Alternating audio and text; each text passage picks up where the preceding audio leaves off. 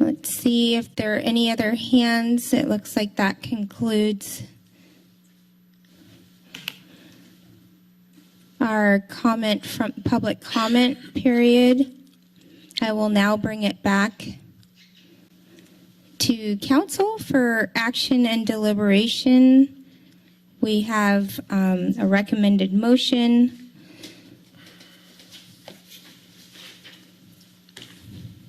Let me pull up my notes. And Councilmember Kalantari Johnson.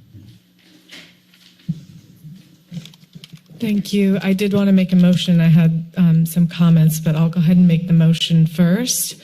And that is to move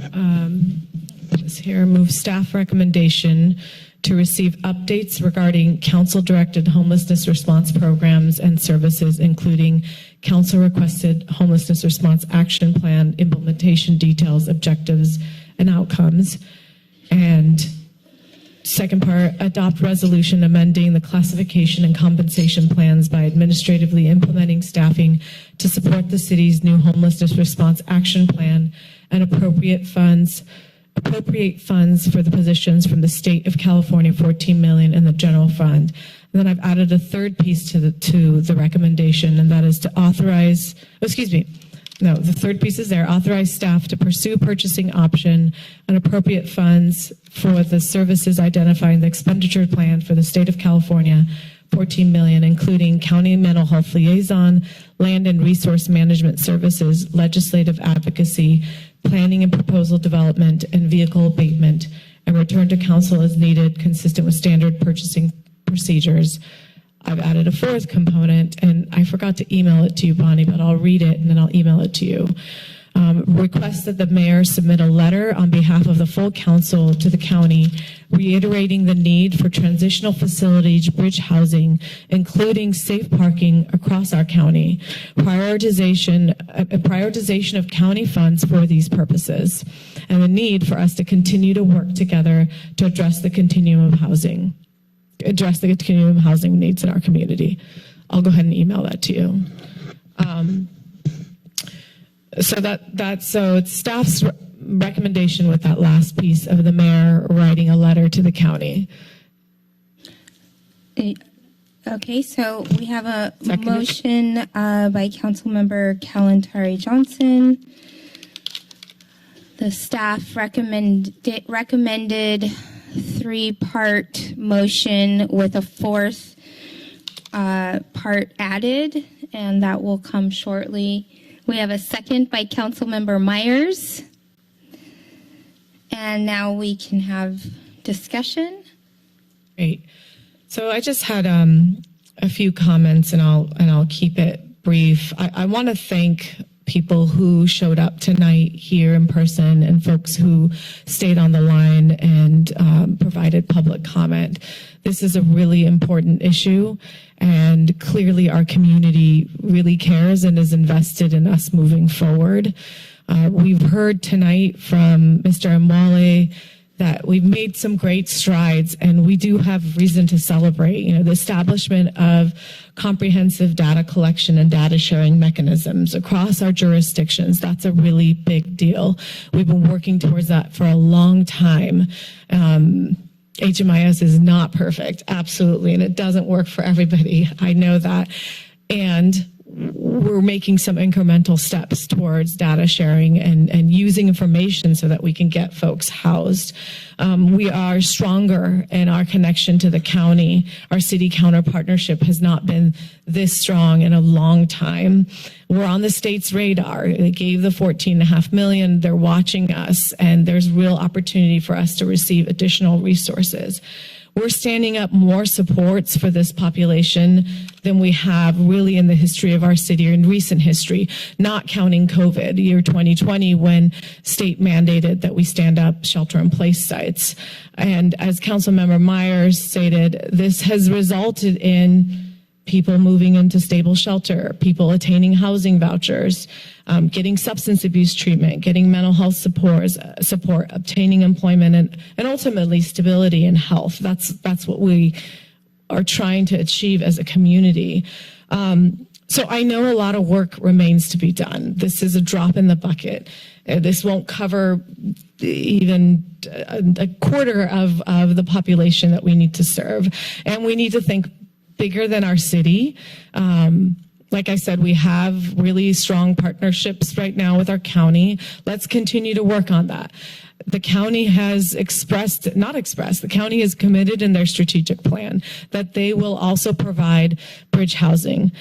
They've expressed interest in helping with a safe parking. So let's pursue that. Let's think beyond our small city with big city problems and think not only countywide, but regionally, what can we do to bring in additional resources, leverage our resources, and provide these supports throughout the jurisdictions throughout our county. So I think I'll just keep my comments to that. I want to just thank again, Mr. Imwalle, Lee Butler, and all of the departments. This takes work across our departments, all the departments and all the staff and all the organizations in the community who have so far worked with us and are partnering with us.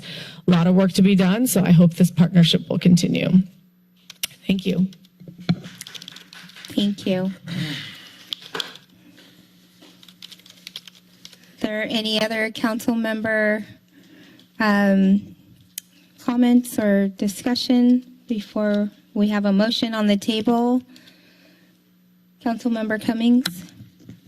I just want to, I'm wondering if we could first see the language, because I just want to, and I think it's for the public to be clear what this additional motion language was, because I might have a friendly amendment to it, but I'd like to see it. So, but in the meantime, I will make a comment where I just want to thank the staff, and not just the staff who's been working on this, but all the staff that's been working on this over the many, many years that we've been trying to address this issue. Before I got on the council back in 2018, in December of 2018, I know that back then there have been efforts where they first stood up 1220 River Street as a shelter model. And it's been the attempts at this safe parking programs that have been implemented historically by the AFC throughout our community that we've been able to, and other types of shelter programs, including winter shelter, warming centers, that we've been able to demonstrate to the community what is effective and what we can do that has minimal impacts on our community and what is needed in order to make sure that we have homeless services that have minimal negative impacts on the community. So I want to thank all the folks who have put in the hard work to make these services happen and to help us demonstrate that we are able to stand up services that have positive outcomes. Along with that, I just think that as we're making the decision tonight, this is a very big decision that we're making. It's I think one of the things that's prevented us from being so effective and being able to stand-up services in the past is not having funding. And I think that, we have a lot of positions that we're funding this evening that we don't have long-term funding for. And my hope is that these positions, some of these advocate positions that we're funding, will allow us to seek more funds, and that moving forward, if these programs are effective, we'll be able to demonstrate to the state the need for more money to invest in these programs. And so I'm cautiously optimistic, but based on our ability to be effective in the past, I'm hopeful that we will be able to stand up these programs and demonstrate effectiveness moving forward. And I will say that the one thing that also has resulted in us being where we are today is the fact that Martin versus Boise really made our city and many other communities start to really have to take a serious look at addressing homelessness. I mean, before this, there were lots of laws in place that just pushed people around, and what that law did was say that you can't just do that anymore. You have to provide beds, you have to provide services, you have to take care of people, and commit to that and do so adequately before you can start criminalizing people for being homeless. And so I think that's also been a big contributor to helping us get to where we are today. And my hope is that the state, county, our local government and federal government will continue to do what it can to not only alleviate getting people off the street, but keeping people in their homes and making sure that we're providing housing and jobs to where people can actually stay in their homes. And so the fourth one, transitional facilities.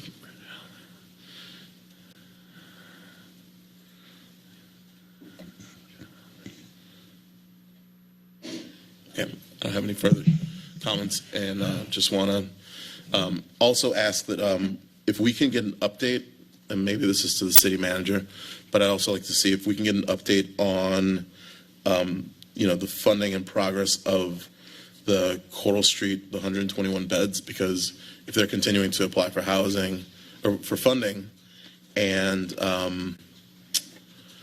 if they're not able to get that funding, it would be good for us to kind of know what progress they're making and what opportunities there are for the city to help step in if necessary, because what's going to make us really effective at this is getting those beds online and other beds online as well.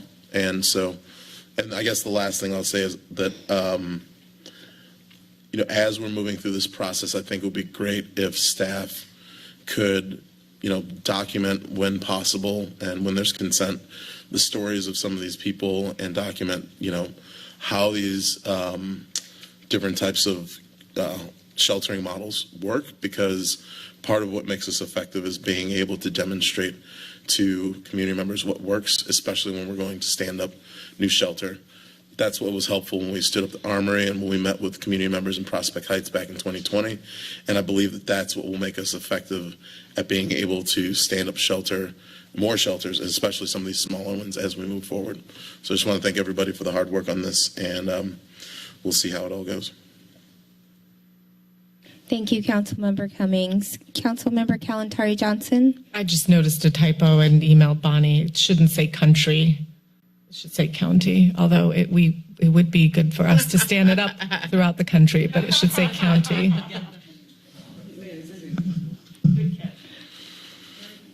Across our country, safe parking across our country should say safe parking across our county.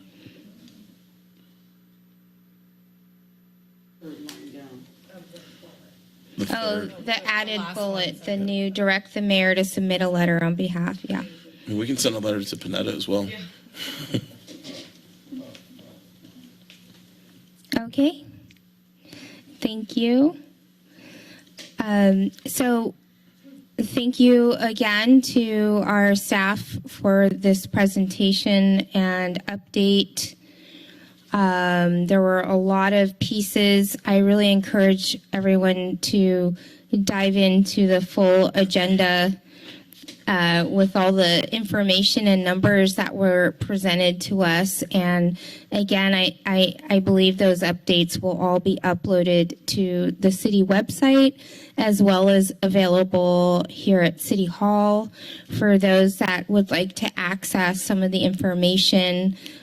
City staff is also available to answer any further questions, and really want to thank the collaboration is huge for the city and the county, as many of us brought up, because the county is where our health department lies, where our behavioral health department lies, where our human services department lies, where our housing for health department lies. And as a city, as a municipality, we are small but mightily treading forward with great efforts to really put infrastructure in place, getting us to work more efficiently to help folks.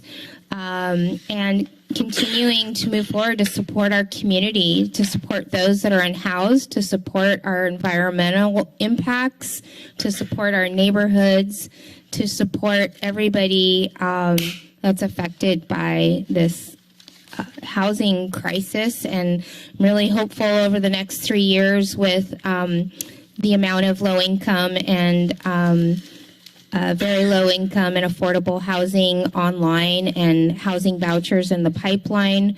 We're slowly making steps towards what we can progress as a city, as a municipality. So thank you for all the updates. And I'd like to ask the clerk to please call roll on the motion, please.